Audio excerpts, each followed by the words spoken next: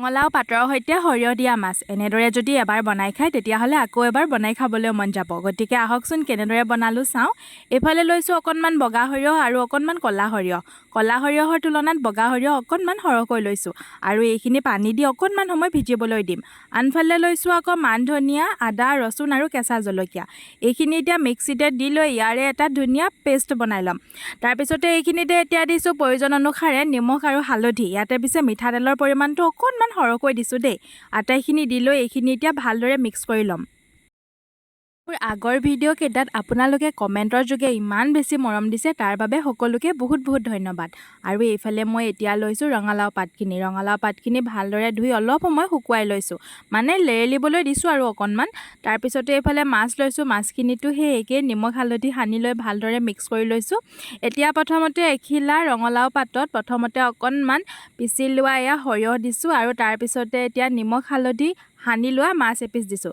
তাৰপিছতে আকৌ দিছোঁ অকণমান সৰিয়হ আৰু একেবাৰে শেষত দিছোঁ এটা কেঁচা জলকীয়া। তাতে দিয়া কেঁচা জলকীয়াটোৰ কথা কিনো ক'ম আৰু, একদম ভাতখিনিৰ লগত কেঁচা জলকীয়াটো সানি লৈ খাবলৈ যে ইমান বেছি ভাল লাগিছিল নহয়। মই এতিয়া মানে ভইচ অভাৰ দি থাকোঁতেও মোৰ মুখলৈ পানী আহি গৈছে। আৰু তাৰপিছত ৰঙালাও পাতখনেৰে পিছে মাছ পিচ কেনেবাকৈ মুটুকাই থ'লেই হ'ল আৰু এইখিনি মানে এৰাই নাযায়, এনেদৰেই থাকিব।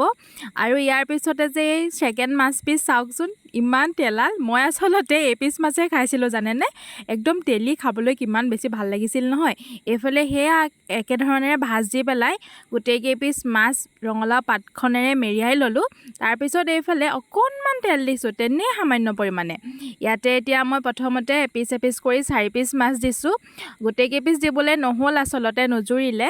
আৰু এয়া অকণমান সময়তে এয়া ইলুটি সিলুটি কৰি দিছোঁ। মই কৈছোঁ নহয় ৰঙালাও পাতখিনি একোৱেই নহয়, এনেদৰেই লাগি যাব বুলি। চাওকচোন একোৱেই নহ'ল। এইখিনি আচলতে মই একো বন্ধাও নাছিলোঁ, তেনেদৰেই দি দিছিলোঁ।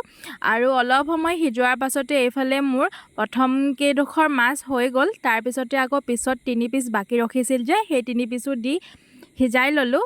আৰু এতিয়া আহিলে ৰিজাল্টৰ সময়। চাওকচোন ৰঙালাও পাতখন অকণমান এৰুৱাই দিছোঁ।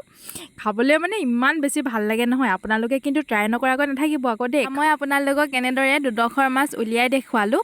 এইখিনি আচলতে ৰঙালাও পাতটো এদিনেও খাই দিব পাৰি আৰু পাতটো নোখোৱাকৈও খাব পাৰি। মই পিছে ৰঙালাও পাতৰ সৈতেহে খালোঁ আৰু খাবলৈ বিৰাট বেছি ভাল লাগিলে। এইফালে লগতে মায়ে অকণমান বইল দালি বনাইছিলে। আজিৰ ভিডিঅ'টো ইমানেই, বাই।